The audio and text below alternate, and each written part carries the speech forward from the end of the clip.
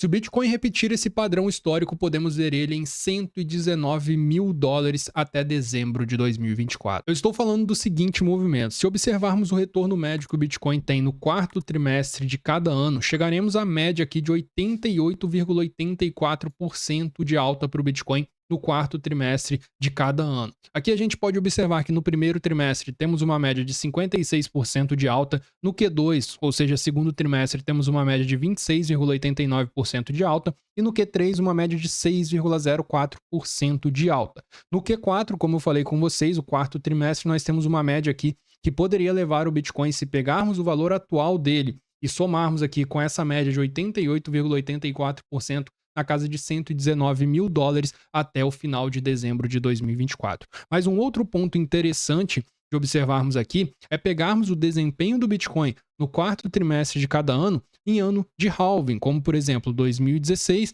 e 2020. Como a gente pode observar aqui, em 2016, ano de halving, no quarto trimestre do ano, o Bitcoin desempenhou mais 58,17% de alta. E em 2020, mais 168% de alta. Um desempenho excelente em cada um desses anos, sendo 2020 aqui um desempenho absurdamente positivo. Como eu falei com vocês, se a gente observar aqui o movimento do Bitcoin atualmente, na qual ele se encontra em US$ 63.365 aproximadamente, e jogarmos essa projeção média aqui de desempenho do Q4 de cada ano, 88%, nós chegaríamos na casa de US$ 119 mil por unidade de Bitcoin até o final do Q4 de 2024. Então vamos falar quais são alguns catalisadores para esse movimento que poderiam fazer com que esse padrão se repita. Primeiro ponto interessante de observarmos é o seguinte: a pressão de venda dos mineradores está nas mínimas históricas, pessoal. Sim, nas mínimas históricas. Há muito tempo nós não chegamos nessa faixa aqui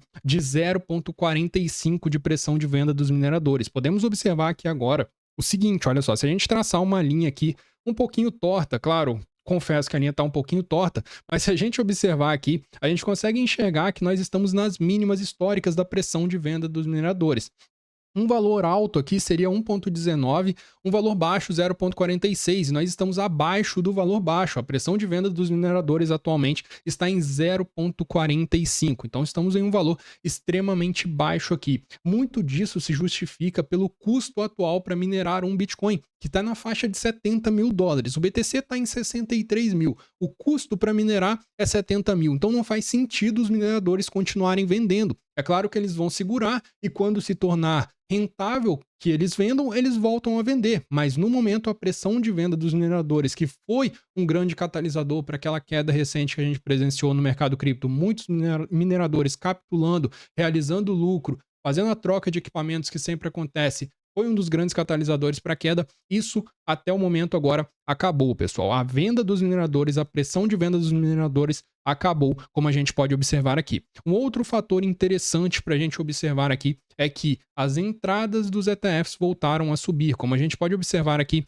nesse gráfico que pega as entradas semanais do Bitcoin, a gente consegue observar que nós voltamos a observar entradas positivas, ou seja, saldos finais positivos semanais para o Bitcoin. E se a gente parar para pensar aqui, olha o movimento do início do ano, aquele movimento do mês 2 e do mês 3, que levou o Bitcoin para casa de 70 e poucos mil dólares, batendo seu topo histórico. As entradas dos ETFs foram um grande catalisador para que esse movimento de alta do início do ano de 2024 acontecesse. Então, essas entradas voltando a subir poderiam trazer uma nova alta exponencial para o Bitcoin, levando ele para casa de 119 mil dólares. Um outro ponto interessante que a gente tem aqui é o seguinte: nessa semana, na semana passada, na verdade, a SEC aprovou a listagem de opções de ETF de Bitcoin à vista da BlackRock. Isso pode trazer mais volume institucional para dentro do mercado cripto. Então, isso aqui é um outro fator que pode fazer com que as entradas nos ETFs voltem a subir e que a gente possa ver um reflexo no preço do Bitcoin acontecendo também, tá? E agora, pessoal, se a gente parar para analisar o movimento que o Bitcoin está fazendo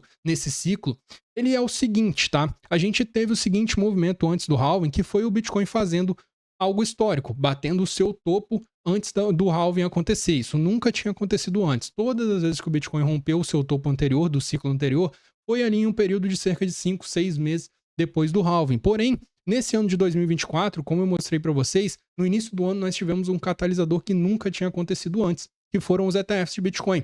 Os ETFs de Bitcoin trouxeram um volume gigantesco institucional para dentro do mercado cripto e fez com que o Bitcoin fizesse um movimento histórico de rompimento do topo anterior, mesmo antes do halving. Porém, depois do halving, o ciclo se reajustou. O ciclo ele voltou a agir como ele agia normalmente. Quando a gente teve a normalização das entradas nos ETFs, paramos de ver aquelas entradas absurdas, o ciclo do Bitcoin imperou. E aqui a gente pode observar que o Bitcoin está realizando um movimento que historicamente ele realizou em 2016 e 2020, que é o seguinte, lateralização pós-halving. Como a gente pode observar aqui, o preço lateraliza pós-halving, o preço lateraliza pós-halving em 2016, lateraliza pós-halving em 2020, e depois de cerca de 5, 6 meses após o halving, nós temos a explosão acontecendo. É sempre assim que acontece pelo ciclo do Bitcoin. Deu a entender que poderíamos ter uma movimentação anormal pela presença dos ETFs durante esse ciclo de alta? Sim, porém, o que aconteceu foi um reajuste cíclico e o ciclo do Bitcoin imperou nesse movimento. Agora estamos perto de chegar naquele período onde, historicamente, o Bitcoin explode depois do halving, como você pode observar aqui na tela. Um outro fator pouquíssimo analisado sobre o movimento que acontece no mercado tradicional e que pode beneficiar o mercado cripto é o seguinte: se a gente parar para observar aqui o gráfico de medo e ambição do mercado tradicional, nós vamos entender que nós estamos aqui no nível de ambição, ou seja, quase no nível máximo. Nós estamos aqui no nível de ambição. E qual que é a interpretação que a gente tem que ter a respeito desse movimento aqui? Bom, pessoal, o mercado tradicional dos Estados Unidos está na máxima histórica, o S&P 500, a Nasdaq está perto da máxima histórica, e isso faz com que os investidores comecem a ficar mais ambiciosos. As ações já se valorizaram muito, os investidores começam a ficar mais ambiciosos, eles estão com muito lucro no bolso e eles começam a procurar por alternativas. Aonde eles vão colocar aquele lucro deles? Aonde não subiu ainda? O que ainda não subiu que está em um momento bom se a gente for parar para estudar o ciclo? O que ainda não subiu? Mercado cripto. Com esse movimento aqui acontecendo no mercado tradicional, o nível de extrema ambição chegando no mercado tradicional, muito capital pode começar a fluir para dentro do mercado de criptomoedas. Os investidores que estão com muito lucro podem começar a realizar e buscar por outras alternativas, ativos que ainda não se valorizaram. Isso encaixa muito na situação atual do mercado cripto. Então isso pode ser um outro catalisador de alta para o mercado cripto durante o Q4, ou seja, o quarto trimestre desse ano de 2024. E claro, a gente tem que sempre acompanhar o movimento dos dados macroeconômicos lá dos Estados Unidos. Então, nessa semana, a gente tem que ficar de olho nos dias aqui. Quinta-feira e sexta-feira, na minha opinião, são os dias mais importantes, tá? Hoje nós tivemos alguns PMIs sendo divulgados, o S&P veio abaixo da expectativa e o Global Services PMI aqui, o de serviços, veio acima da expectativa e o de manufaturação veio abaixo da expectativa, tá? Foi essa divulgação aqui do S&P Global Services e do S&P Global Manufacturing PMI. Então aqui a gente teve um dado a respeito do mercado de trabalho que veio ruim, mas um que veio um pouquinho acima aqui. Um basicamente anulou o outro nessa ocasião.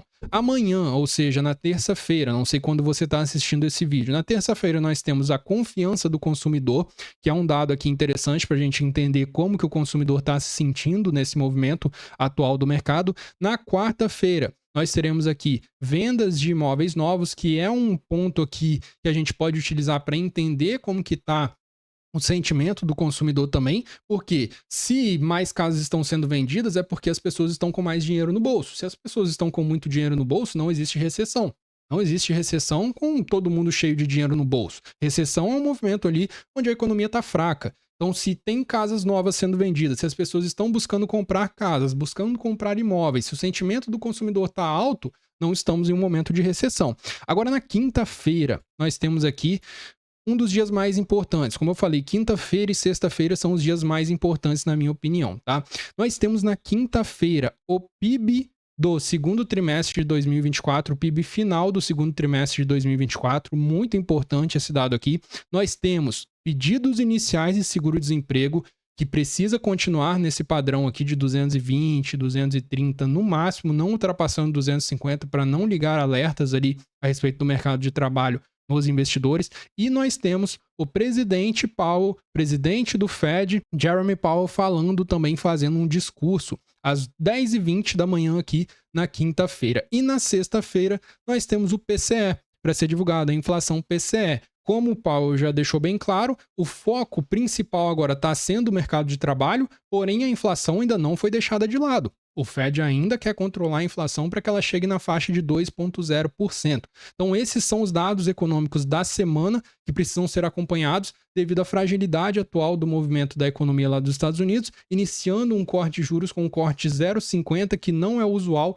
em um período de soft landing. Porém, se esses dados convergirem aqui para a narrativa de soft landing, o mercado ele já pode começar a reagir muito positivamente a partir desses próximos dias, e daqui a alguns dias entraremos no Q4, ou seja, no quarto trimestre, que é o melhor em questão de retorno anual para o Bitcoin. E bom, pessoal, se vocês gostaram desse vídeo, não se esqueçam de deixar o like, se inscrever no canal para ajudar aqui o YouTube a continuar entregando conteúdo para cada vez mais pessoas, e também é uma forma de você agradecer por esse resumo aqui de todo o movimento que está acontecendo, que pode acontecer aí nos próximos meses e impulsionar o mercado de criptomoedas. Se você quiser ter acesso a uma sala de sinais onde eu posto algumas operações que eu faço, compartilho com os integrantes daquela sala ali, é só você clicar no link que vai estar na descrição e no comentário fixado também para você receber o seu acesso, tá? Faz a assinatura, recebe o seu acesso no seu e-mail e você está dentro da sala e segue as minhas operações. Um forte abraço a todos, não se esqueçam de deixar o like, se inscrever no canal e até a próxima, pessoal.